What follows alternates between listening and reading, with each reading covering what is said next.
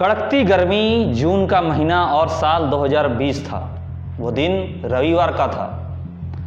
उस संडे की दोपहर की तारीख 14 जून 2020 को एक खबर आई कि मुंबई के बांद्रा वेस्ट में किसी बड़े एक्टर की लाश मिली है। ये लाश खुद एक्टर के कमरे से बरामद हुई थी। ये मामला चौंकाने वाला था। ये बॉलीवुड एक्टर सुशांत सिंह राजपूत की लाश थी। मुंबई पुलिस ने इसे सुसाइड बताया और एक्टर के घर वालों ने इसे मर्डर। मुंबई पुलिस समेत कुल 5 एजेंसियां, बिहार पुलिस, एनसीबी, ईडी और सीबीआई ने भी केस की जांच की है। सीबीआई, ईडी की जांच अभी भी जारी है और एनसीबी का केस कोर्ट में है। सुशांत की गर्लफ्रेंड रिया चक्रवर्ती समेत 35 लोगों की गिरफ्तारी हुई और अभी 3 साल गुजर गए और फिलहाल इस केस में ना कोई कन्विक्ट है, ना कोई जेल में है, जैसे मामला सुन्न सा हो गया हो। ड्रग्स केस में जेल गए सभी लोग जमानत पर बाहर हैं। सीबीआई के अनुसार इस केस का इन्वेस्टिगेशन अभी भी जारी है, अभी भी हो रहा है और आरटीआई एक्ट के सेक्शन 8I के तहत फिलहाल केस की जानकारी नहीं दी जा सकती। वो इसलिए क्योंकि यह जानकारी केस की जांच में बाधा डाल सकती है। मतलब जाहिर है कि अभी भी इस बात की जांच चल रही है कि सुशांत ने सुसाइड किया या फिर उनकी हत्या हुई थी। ये मामला सुसाइड का है या मर्डर। नमस्कार, मैं उमेश कुमार झा और मैं आज सुशांत सिंह राजपूत के केस के बारे में बताऊंगा कि इंसाफ और मामले की सुनवाई कहां तक पहुंचा है। साथ ही आपको बताऊंगा सुशांत सिंह राजपूत के केस के संबंधित आरोपी आजकल क्या कर रहे हैं। तो बने रहिए इस वीडियो के अंत तक मेरे साथ और देखिए पूरी रिपोर्ट।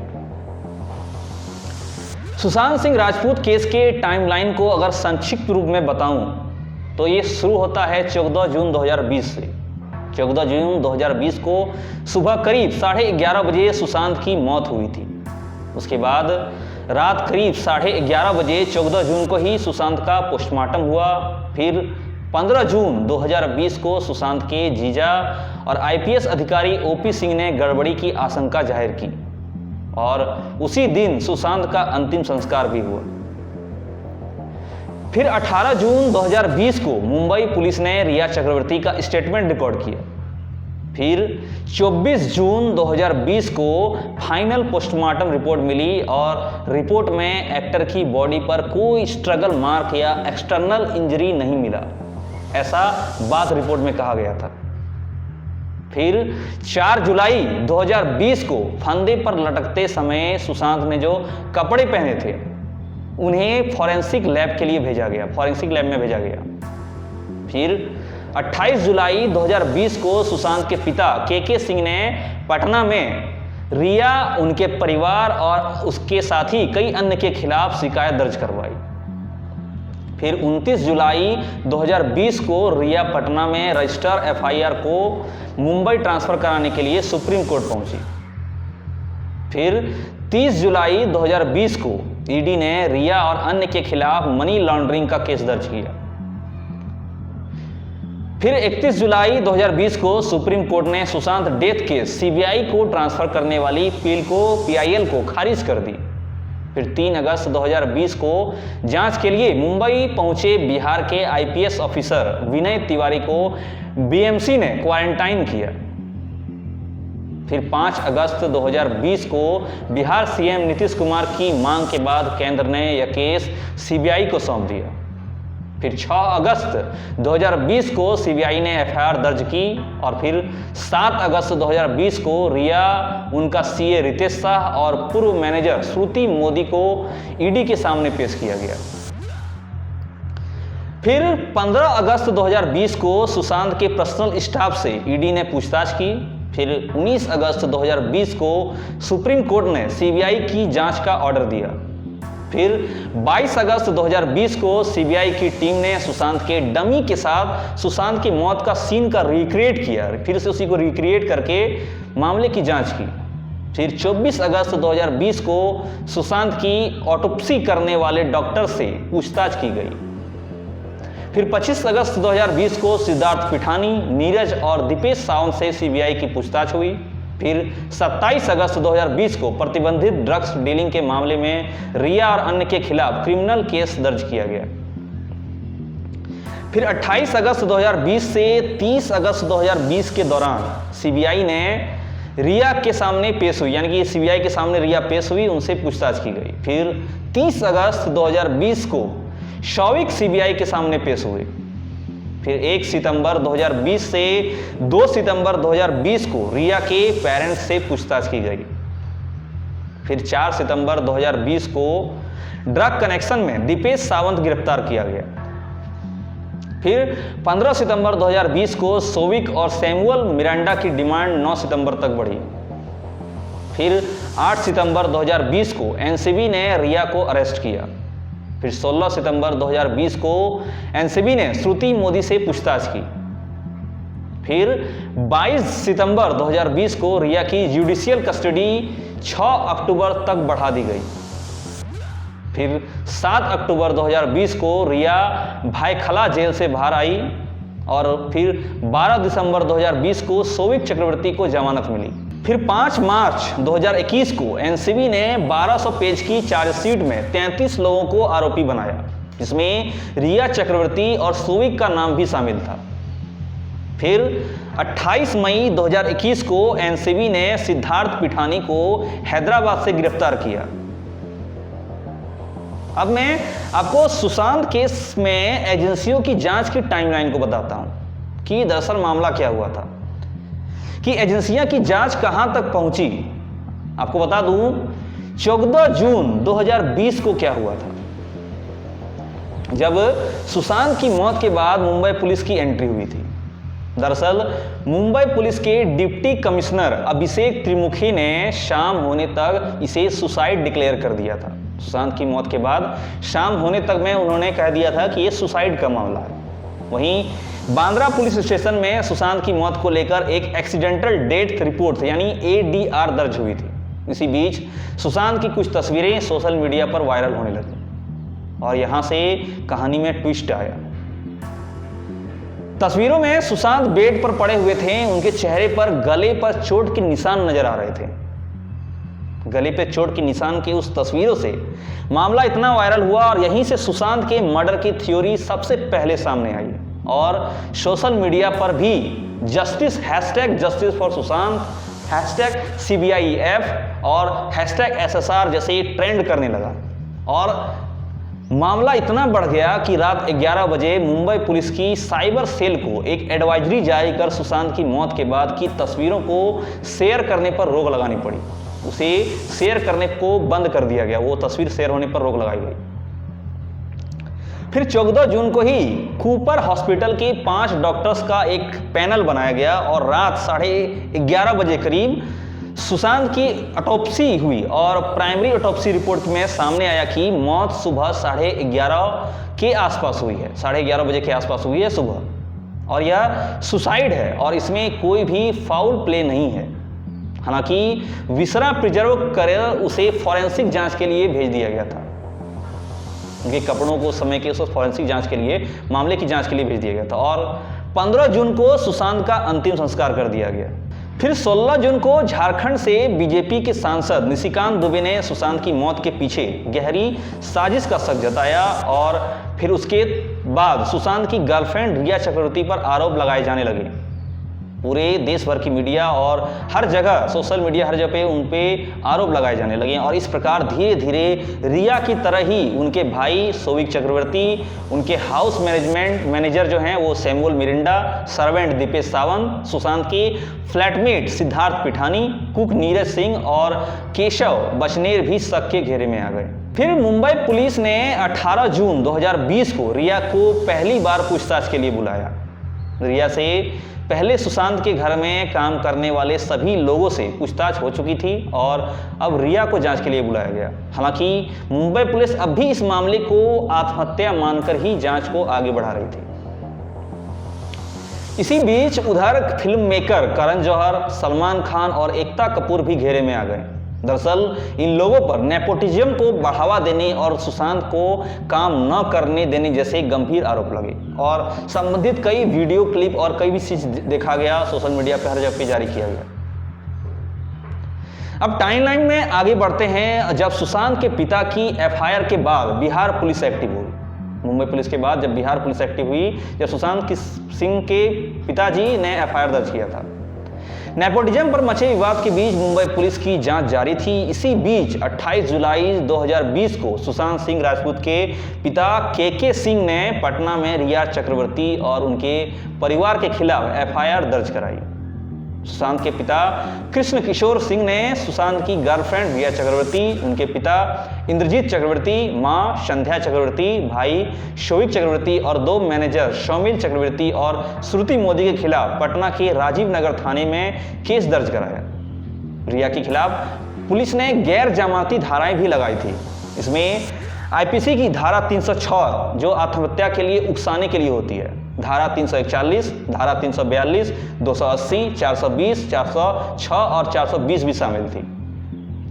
इसके बाद 29 जुलाई 2020 को रिया चक्रवर्ती ने उनके खिलाफ पटना में दर्ज की गई एफआईआर को मुंबई ट्रांसफर करने के लिए सुप्रीम कोर्ट का दरवाजा खटखटाया। दरअसल वो चाहती थी, मतलब वो पटना नहीं जाना चाहती थी, वो मुंबई में चाहती थी कि ट्रांसफर हो जाए। सुशांत के परिवार ने भी इसके खिलाफ अदालत में एक याचिका दायर कर सीबीआई जांच करने की रिक्वेस्ट की। इसी बीच कोविड रिस्ट्रिक्शन के बीच पटना से मुंबई पहुंची बिहार पुलिस, यानी बिहार पुलिस की पूरी टीम को वहां पहुंचने पर कुछ दिनों तक मुंबई में ही क्वारंटाइन कर दिया गया, जिसको लेके उद्धव सरकार और बिहार सरकार के मंत्रियों के बीच भी जमकर बयानबाजी हुई और कई मामले बयानबाजी होती रही क्यों उन्हें क्वारंटाइन किया गया इस मामले को लेकर। उसके बाद बिहार पुलिस सुशांत के घर पर काम करने वाले कुछ लोगों का बयान दर्ज करने में कामयाब रही थी। उसके बाद केस सीबीआई और ईडी को ट्रांसफर हो जाने के बाद अब बिहार पुलिस ने अपनी जांच बंद कर दी। जब वो केस सीबीआई और ईडी को ट्रांसफर हो गई थी तब फिर बिहार पुलिस ने जांच करनी बंद कर दी थी। अब टाइमलाइन में हम आगे बढ़ते हैं। जब सुशांत के 15 करोड़ रुपए के हेरफेर का आरोप लगा था सुशांत पर और ईडी की एंट्री हुई थी, यानी 30 जुलाई 2020 को ईडी ने सुशांत के पिता के सिंह की शिकायत पर रिया चक्रवर्ती और कई अन्य के खिलाफ मनी लॉन्ड्रिंग का केस दर्ज किया। मनी लॉन्ड्रिंग का ये केस सुशांत के पिता की पटना में दर्ज एफआईआर के आधार पर ही हुआ था।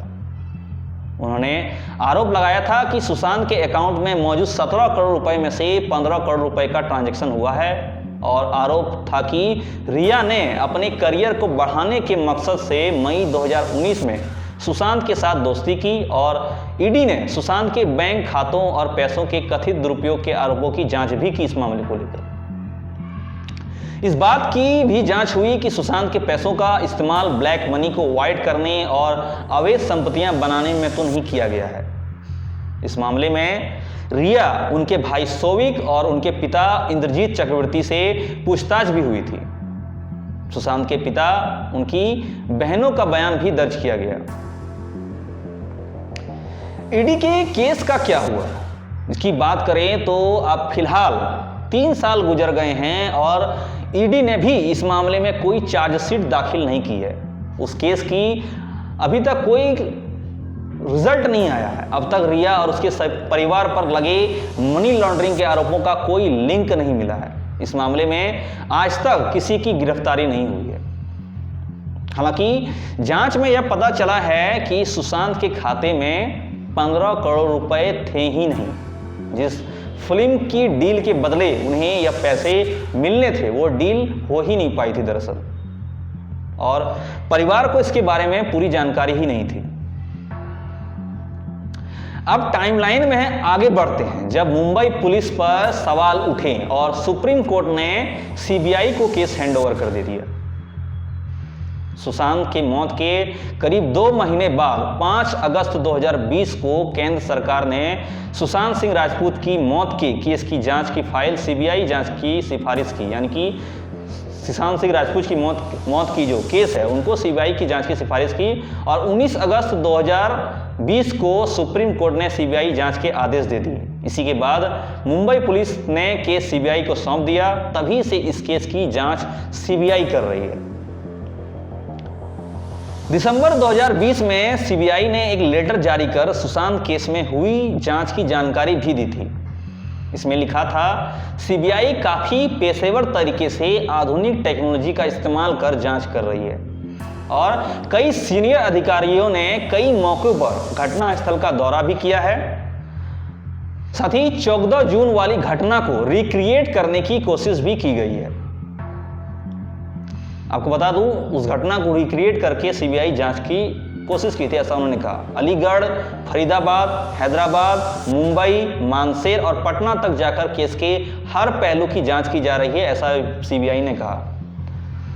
परंतु इस लेटर के बाद अब तक सीबीआई ने जांच की कोई सार्वजनिक अपडेट नहीं दी है। ये जो अपडेट था वो लास्ट अपडेट था, उसके बाद से कोई सार्वजनिक अपडेट सीबीआई की तरफ से सुशांत सिंह राजपूत के मामले में केस में नहीं आई है।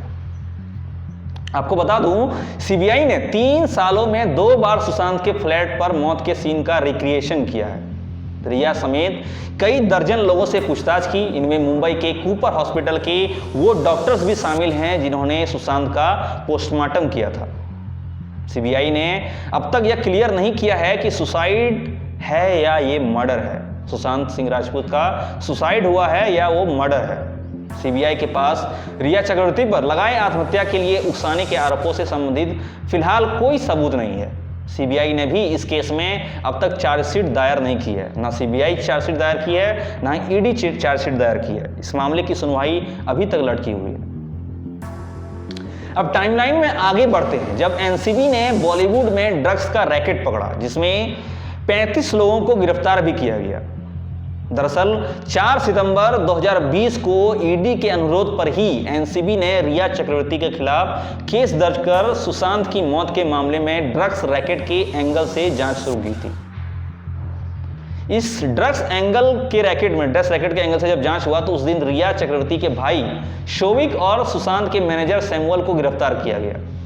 सुशांत की मौत के 87 दिन बाद 8 सितंबर 2020 को इस केस में रिया को भी गिरफ्तार कर लिया गया। इस केस में एनसीबी ने रिया समेत कुल 35 लोगों को गिरफ्तार किया था। एनसीबी ने एनडीपीएस एक्ट के तहत चार्जशीट दायर की थी, जिसमें दावा किया कि सुशांत को उनकी गर्लफ्रेंड रिया चक्रवर्ती गांजा लाकर देती थी। रिया के अलावा उनके भाई शोविक चक्रवर्ती समेत कई अन्य लोगों से भी सुशांत गांजा खरीदवा रहे थे, ऐसा दावा किया गया था। रिया ने सुशांत के लिए सैमुअल मिरांडा, शोविक चक्रवर्ती, दीपेश सावंत और दूसरे लोगों से कई बार गांजा लिया। रिया ने ही इसकी पेमेंट भी की। गिरफ्तार हुए 35 लोगों में एक दूसरे के साथ या ग्रुप्स में नशीले पदार्थ का खरीद बिक्री और इंटरसिटी ट्रांसपोर्ट में भी शामिल थे। ये गिरफ्तार हुए सारे 35 के 35 लोग एक दूसरे के साथ ग्रुप्स में थे और खरीद बिक्री में एक शहर से दूसरे शहर में ट्रांसपोर्ट में शामिल थे। इसके अलावा ये लोग बॉलीवुड समेत हाई सोसाइटी के लोगों को गांजा और अन्य नशीले पदार्थ डिस्ट्रीब्यूट भी करते थे। ये बिना लाइसेंस के मुंबई महानगर क्षेत्र में नशीले पदार्थों की तस्करी करते थे और ये सभी खुद भी गांजा, चरस, एलएसडी, कोकीन लेते थे, जो कि एनडीपीएस अधिनियम 1985 की धारा 8C के साथ 20B, 2A, 27A, 28, 29 और 30 के तहत अपराध है। इस केस में गिरफ्तार किए गए सभी 35 आरोपी फिलहाल जमानत पर बाहर हैं। केस अभी भी कोर्ट में है। सुशांत की मौत के बाद बॉलीवुड में ड्रग्स सप्लाई से जुड़े कई मामलों का खुलासा हुआ। कॉमेडियन भारती और उनके पति हर्ष को भी गिरफ्तार होना पड़ा। अभिनेता अर्जुन रामपाल से भी पूछताछ हुई। ड्रग्स रैकेट के इस केस में 23 सितंबर 2020 को एक्ट्रेस दीपिका पादुकोण, सारा अली खान, रकुल प्रीत सिंह, श्रद्धा कपूर को भी पूछताछ के लिए एनसीबी के सामने समन जारी किया गया और उनको पूछताछ किया गया। सभी से बारी बारी पूछताछ भी हुई, लेकिन किसी के खिलाफ कोई बड़ा सबूत हाथ नहीं लगा। अब सवाल है कि केस से जिन लोगों के नाम सामने आए आज वो कहां हैं। तो इसमें सबसे पहले नाम आता है रिया चक्रवर्ती का। एनसीबी की चार्जशीट में रिया आरोपी नंबर 10 हैं। आरोप है उन पे कि ड्रग्स की डिलीवरी लेने और पेमेंट करने का काम रिया करती थी। रिया ने सुशांत को ड्रग्स इस्तेमाल करने के लिए अपना घर दिया था। सुशांत और रिया दरअसल बांद्रा वाले अपार्टमेंट में लंबे समय तक लिव इन में भी रह रहे थे। मौत से कुछ दिन पहले रिया अपने घर चली गई थी और इसी बाद से सुशांत डिप्रेशन में चल रहा था, ऐसा कहा जा रहा है। और मुंबई पुलिस और सीबीआई ने इन दोनों पॉइंट्स पर जांच भी की। हालांकि नतीजा क्या निकला यह अभी तक क्लियर नहीं है। सुशांत सिंह राजपूत की मौत के बाद रिया को एनसीबी वाले केस में जेल जाना पड़ा और अब वे जमानत पर बाहर हैं। रिया को परिवार के साथ अपना पुराना घर छोड़ना पड़ा। वे पहले मुंबई के सांता क्रूज इलाके में बने प्राइमरी रोज अपार्टमेंट में रहती थीं। सुशांत के जाने के तकरीबन 1 साल तक सोशल मीडिया से दूर रखी थी खुद को, लेकिन उन्हें लगातार सोशल मीडिया पर ट्रोल किया जाने लगा और ट्रोल किया गया और साथ ही मेन स्ट्रीम मीडिया में भी उनका ट्रायल किया गया। 3 साल तक खाली रहने के बाद अप्रैल 2023 में उन्हें मशहूर रियलिटी शो MTV रोडीज 19 मिला, जिनमें वो प्रिंस निरूला और गौतम गुलाटी के बाद तीसरी गैंग लीडर बनी है। जिस पर केस हुए उसमें अगला नाम आता है सोविक चक्रवर्ती का, जो रिया चक्रवर्ती का भाई है। एनसीबी ने 4 सितंबर 2020 को सोविक चक्रवर्ती को हिरासत में लिया और अगले दिन उसे अरेस्ट कर लिया था। रिया चक्रवर्ती के बाद इसी का नाम आता है। चार्जशीट में आरोपी नंबर 7 सोविक को सुशांत के लिए ड्रग्स खरीदने, ड्रग्स पैडलर से संबंध रखने और ड्रग्स के व्यापार में भागीदारी के आरोप में गिरफ्तार किया गया।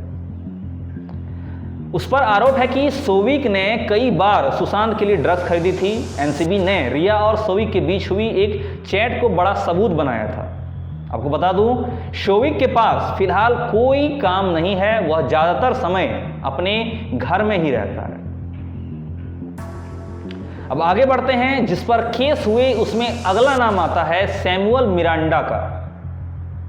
तीसरा नंबर जिस पर केस हुए उसका नाम आता है सैमुअल मिरांडा का। एनसीबी की चार्जशीट में सैमुअल मिरांडा आरोपी नंबर 6 है। सैमुअल मिरांडा अदालत की शर्त का हवाला देते हुए मीडिया से बात करने में इस वक्त कतरा रहा है। अदालत ने इसी केस में भी उस सभी 35 आरोपियों को जमानत देते हुए कहा था, इस केस में इनको समेत 35 सभी आरोपियों को जमानत देते हुए कहा था कि वो किसी भी रूप में मीडिया को कोई बयान नहीं दे सकते हैं। ऐसा रिया के खिलाफ चले मीडिया ट्रायल को देखते हुए किया गया था। दरअसल रिया जमानत के बाद मीडिया में अपना जाके इंटरव्यू में बहुत सारा देके अलग किस्सा था, जो मीडिया में वो जाके इंटरव्यू में देके कुछ से कुछ कही थी। सैमुअल सुशांत के हाउस मैनेजर था और एनसीबी ने आरोप लगाया था कि उसके सुशांत के लिए कई बार ड्रग्स का इंतजाम किया। ईडी के केस में भी उसका नाम है। दरअसल सुशांत के घर काम करने वाले सभी लोगों की तनख्वाह सैमुअल ही देता था और सुशांत के पैसों के हेरफेर के आरोप में फिलहाल कोई सबूत नहीं मिला है। और सैमुअल अभी मिरिंडा के करीबी दोस्त और उनके पहले वकील एल्विस डिसूजा के मुताबिक वो बेकार इसमें ही फंस गया। यानी कि उनके वकील एल्विस डिसूजा के मुताबिक उनका कहना है कि सैमुअल इसमें बेकार में ही फंस गया। वो सिर्फ सुशांत के कहने पर ही सब कुछ कर रहा था। वह एक टैलेंटेड बार टेंडर था, उसका पूरा करियर था। इस केस के कारण वह विदेश जा सका, ना ही नौकरी ढूंढ सका। उसका पूरा परिवार डिप्रेशन में आ गया है और आज भी उसके पास कोई काम नहीं है, ऐसा उनके वकील का कहना है। यह उसके लिए बहुत ही बुरा दौर था। सुशांत के पास जाने से पहले वह मलेशिया में एक शिप पर काम किया करता था। फिलहाल वह बेरोजगार है, ना विदेश जा सका है, ना यहीं पे कहीं पे उसको रोजगार मिला है। जिस पर केस हुए उसमें अगला नाम आता है दीपेश सावंत का। सुशांत केस में दीपेश सावंत आरोपी नंबर 8 है। दीपेश सावंत के घर बतौर नौकर काम करता था और उसे रिया ने ही नौकरी पर रखा था। सुशांत की मौत के बाद ईडी, सीबीआई, मुंबई और बिहार पुलिस ने भी इससे पूछताछ की और एनसीबी ने ड्रग्स खरीदने और कंज्यूम करने के आरोप से इसे गिरफ्तार कर लिया था। एनसीबी ने दावा किया था कि 17 अप्रैल 2020 को रिया और सोविक ने दीपेश सावंत को 7,000 रुपये देकर केजान इब्राहिम से चरस यानी हशीश लेने के लिए कहा था, चरस खरीद। दीपेश के वकील राजेंद्र राठौर ने बताया कि दीपेश भी अब तक बेरोजगार है। इस केस के कारण उसे कोई जॉब कहीं नहीं मिल रहा है, कोई उसे जॉब नहीं दे रहा है। उसके परिवार की आर्थिक हालत भी ठीक नहीं है। जिस पर केस हुए उसमें अगला नाम आता है सिद्धार्थ पिठानी का, जो उसका रूम पार्टनर था। सिद्धार्थ एक क्रिएटिव कंटेंट मैनेजर के रूप में सुशांत के लिए काम कर रहे थे। सुशांत ने अपनी company vivid dress reality x, उसका कंपनी जो था विविड ड्रेस रियलिटी एक्स में सिद्धार्थ को ग्राफिक्स बनाने के लिए रखा था। इस कंपनी को सुशांत के साथ उनकी गर्लफ्रेंड रिया और उनका भाई सोविक चलाता था, ये मिल के चलाता था उस कंपनी को। सिद्धार्थ ने ही सुशांत के शव को सबसे पहले पंखे से लटकते हुए देखा और उनकी बहन मीतू को फोन किया। उन्होंने पुलिस को इसके बारे में बताया कि मीतू के कहने पर ही उन्होंने सुशांत की बॉडी को नीचे उतारा और उसकी सांस की जांच की, यानी कि सांस चेक की थी कि वो जिंदा है या मतलब नहीं रहे। सिद्धार्थ से मुंबई पुलिस और ईडी ने दो बार पूछताछ की है और एनसीबी ने उसे 28 मई को हैदराबाद से गिरफ्तार किया था। सुशांत से जुड़े ड्रग्स केस में सिद्धार्थ वह आखिरी शख्स थे जिसे एनसीबी ने अरेस्ट किया था।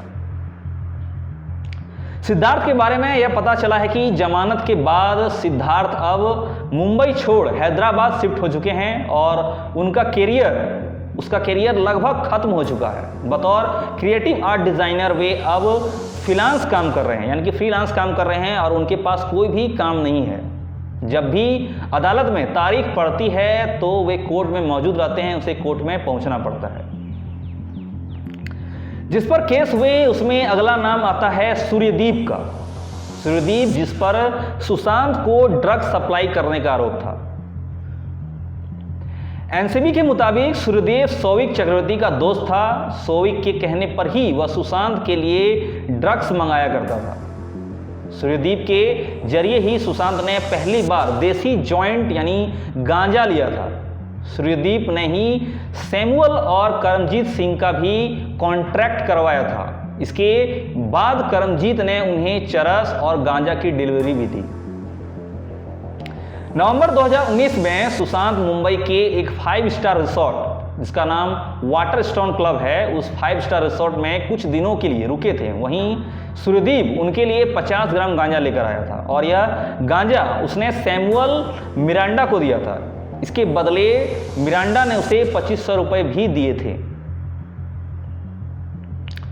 सूर्यदीप के वकील तारिक सैयद ने बताया कि उसके पास भी कोई काम फिलहाल नहीं है और मीडिया में हुई नेगेटिव पब्लिसिटी के बाद अब उसे कोई काम नहीं दे रहा है।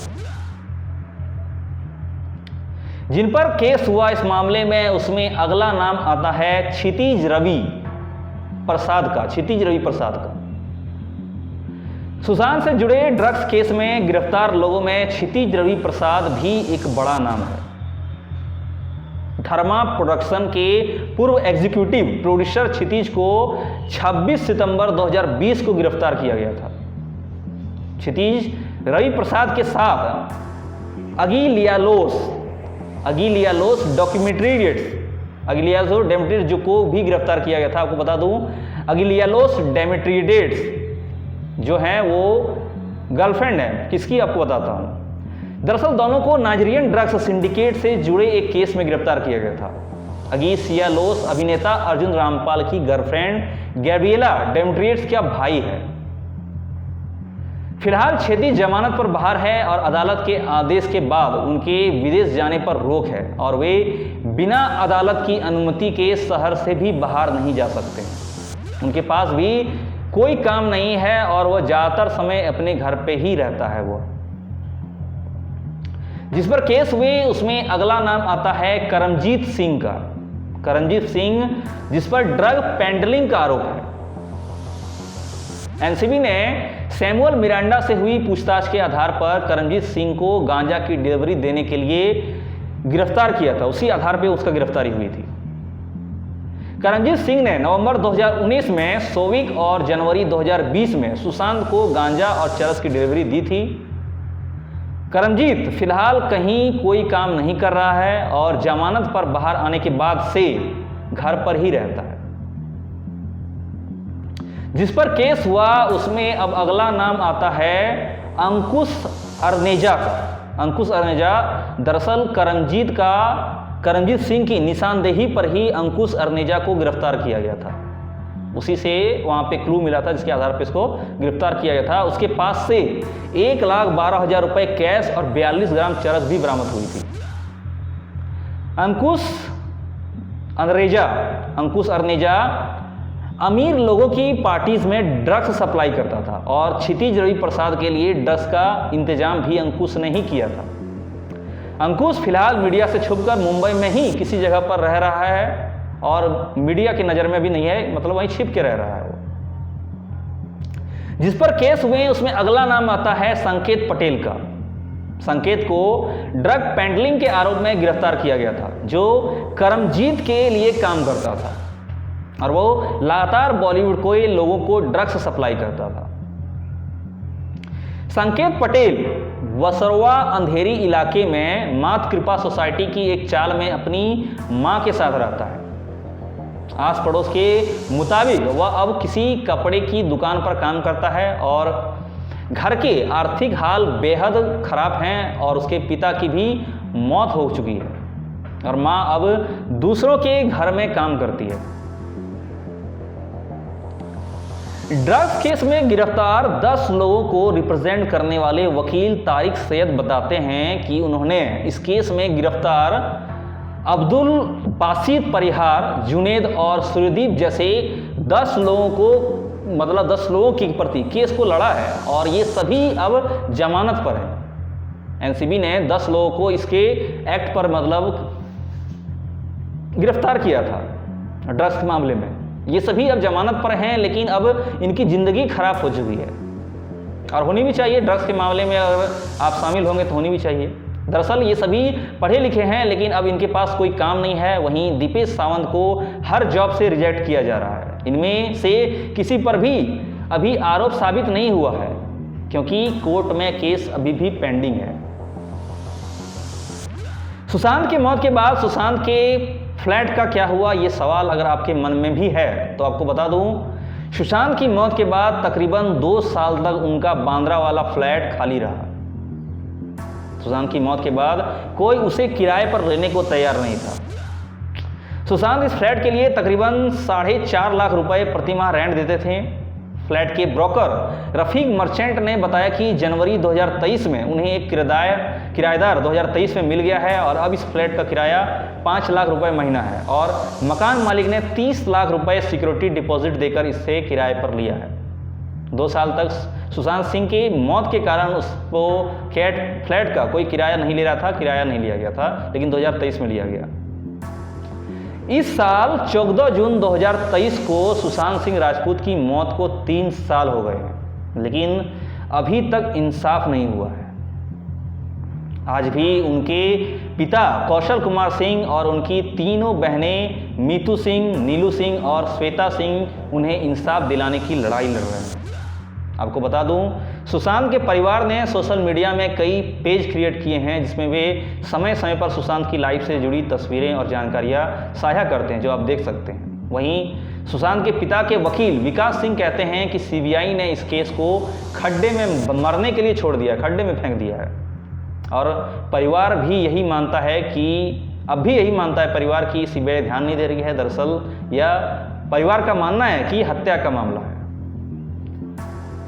रहा बात मामला जो भी हो, लेकिन इनकी सुनवाई जल्द से जल्द होनी चाहिए। इस मामले में संदिग्ध सभी लोगों को जो भी है उन्हें इंसाफ मिलना जरूरी है, क्योंकि कहा भी गया है कि वक्त पर इंसाफ मिलने पर ही इंसाफ के मायने होते हैं। अगर आप कई सालों बाद इंसाफ मिल भी जाए तब तक परिस्थिति कई तरह से बद से बदतर हो चुकी होती है, परिस्थिति कुछ अलग होती है और सामने वाला इंसान बहुत ज़्यादा भुगत चुका होता है, निर्दोष बहुत ज़्यादा भुगत चुका होता है और जो बचे हुए रहते हैं वो इंजॉय कर रहे होते हैं। इस मामले में जितनी जल्दी सुनवाई हो उतना ही इस मामले से संदिग्ध जितने भी लोग हैं उनके लिए सही रहेगा। और आज की इस खास रिपोर्ट में, आज की इस खास पेशकश में फिलहाल इतना ही। हम आगे आपसे फिर मिलेंगे कुछ नई जानकारी के साथ, कुछ नई रोचक जानकारी के साथ। हमारे साथ अंत तक बने रहने के लिए धन्यवाद। जय हिंद, जय भारत।